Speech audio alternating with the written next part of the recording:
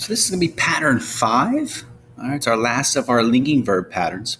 So this is where we have a noun phrase 1, which is like saying a subject. We've come across the noun phrase 1 before. I'm going to get rid of this little thing here. So we've had this before where we actually have a little subscript. All right, don't be thrown off by that. It's just simply our subject. We have our linking verb. Once again, just like pattern 4, we have our linking verbs. Here are our sense words: feel, seem, become, taste, appear, sound, smell, turn. The thing about a pattern 5, there's only certain one of those linking verbs that actually makes sense. I mean, I guess you could use them all, but it's difficult to use some of those to make up a pattern 5, as we'll see.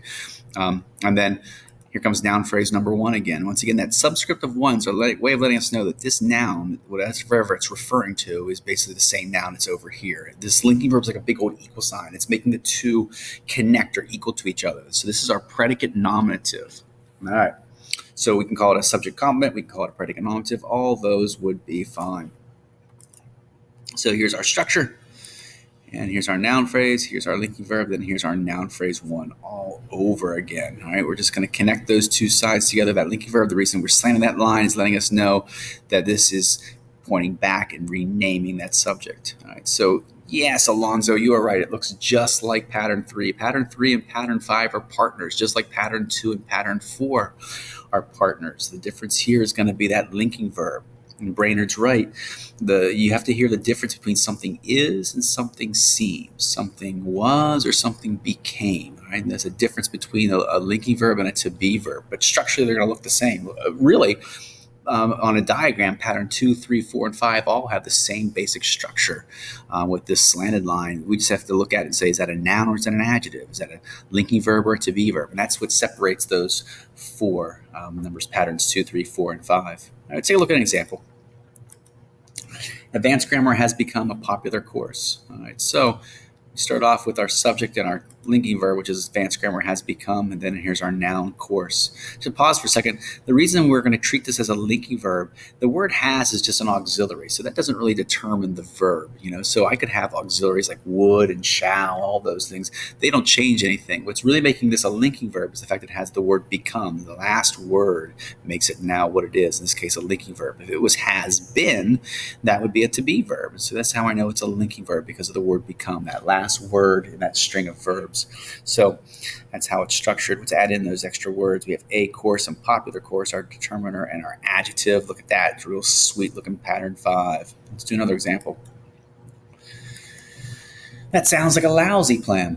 All right. What's tricky about this one is we have this verb sounds, which is pretty logical. And anytime I come across a sentence which I'm not really sure exactly how to start, I start with my verb. So sounds is my linking verb, and it has to go in order. So if you think about the pattern up here, I'm not giving you anything that's inverted yet. So if the linking verb is sounds, that means the only option for a subject has to be in front of it, which is the word that. And I know the word that sounds like a really odd subject, but in this case it is. So that and sounds is how we build the beginning. And then we have like a lousy plan.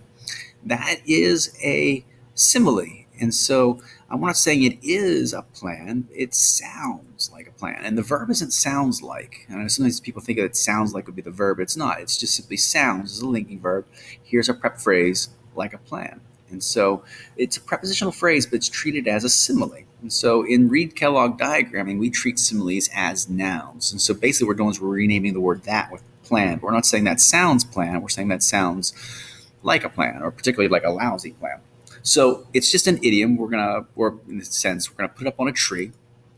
All right, so we're gonna diagram it like a prep phrase, but we're gonna connect it all with a little tree. All right, so let's build that basic prep phrase of like plan. Let's add in those adjectives a and lousy, and then we have a little tree to hold the whole thing up. And that's how we build a simile, right, in pattern 5. Pretty cool. Lastly, General Tso's chicken has become and always will be my favorite food. That's a true fact right there. All right. First thing I can notice even before I begin my diagrams, I can see that I have a subject, but I also see I have two verbs. That conjunction gives it away that I have two of something. I can see I have two verbs, has become and will be, which is interesting. Here's a linking verb and here's a to be verb. So we'll just build that basic structure first to get ourselves set up. I'm going to get General Tso's chicken in here, my two verbs, and there's that and. But it isn't so much like I'm going to put a slanted line here and a slanted line down here. Because if you think about it, as Brainerd's telling us here, is they actually coalesce into the same noun. Like has become my favorite food, and General Tso's chicken will always be my favorite food. Can you hear that they all come back to the same noun? So it's not like I have two separate nouns, but they're all kind of come back to the same noun. So we sometimes have this happen where basically the verbs split, but then they come back and share the same exact ending to the sentence. So in this case, something happened there. My word changed. Look at that, everybody. It went from has become to been. All right, we'll just persevere. So we'll put this in here. Now I'm going to come back together and continue my line. I still need to put the slanted line in. You can't treat this as your slanted line. Like this is my slanted line that separates my verb from my subject from my adjective. So I have to have that slanted line. But you notice I'm going to come up. Here's one verb. Down here's a second verb. But they happen to come back together to share the same noun. So that gives me a place for the word food. Here's food, and then my food, and then favorite food. Add in that word always. It's always will be. So let's put that in here.